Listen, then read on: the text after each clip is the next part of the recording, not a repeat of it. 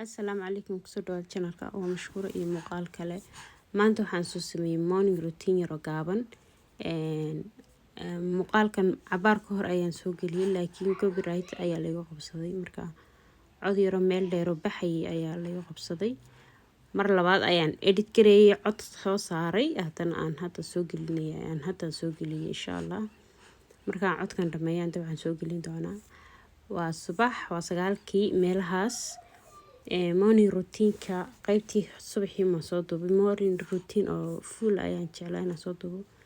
laakiin wallahi waa adag tahay maalin oo leel ma aragtay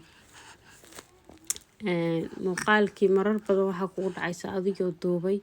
adigoo rabtid inaad duubtid kaamirada kuma bashidnaba markastaba kulli guriga waxan baad ka qabanaysaa oo wixii aan kulli waxaan qaban lahaa ma soo duubi lahaa moogtiin laakiin haddana marar badan jabkaas ay u dhacay inta muuqaalkii inaan duubiyo umaleeyo haddana aanan duubin waxyaabahaas ay u dhacay marka insha Allah hadda muuqaalkii morning routine ka qayb yar ayaa nooga soo duubay muuqaalo kala badan insha Allah soo gelin doona oo kooban hadii Ilaahay qadaro marka insha Allah hadda waxaan soo kacnay dharka guriga iskala dhex yaala oo isku waashay ayaan rabaa inaan kala ururiyo xaaqo uu fareeyo masaxo maxaan ku raahday aan leediyo albaabka ayaan ka leediyaa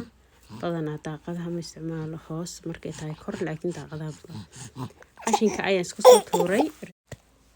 iska soo tuuray qashinkii haddana waxaan kusoo noqday madbaqii isku dhex waashay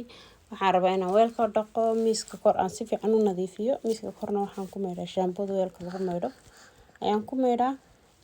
kadibna biyo cad ayaan ka raaciyaa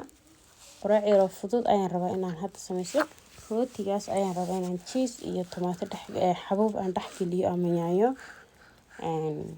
oo sandwich ka dhigano aniga kafe ayaan ku cabiyay ama shaah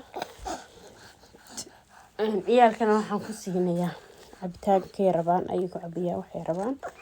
marka morning routine intaas ayuu ahaa morning routine badan insha Allah soo gelin doonaa oo aad iyo aad u xiiso badan hadda markaad YouTube ku aragtay marka cabaar ka yar maqnaatid wax cusub kula noqonaya laakiin qofku markasta markuu muuqaal soo geliyo professional ku noqdaa wax kasta fudayd hadalkii fudayd muuqaalkii duubidii fudayd wax kasta wuxuu ku noqonaya fudayd marka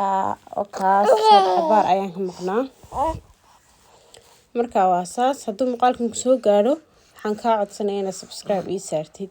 adiga mahadsan marka insha Allah assalamu calaykum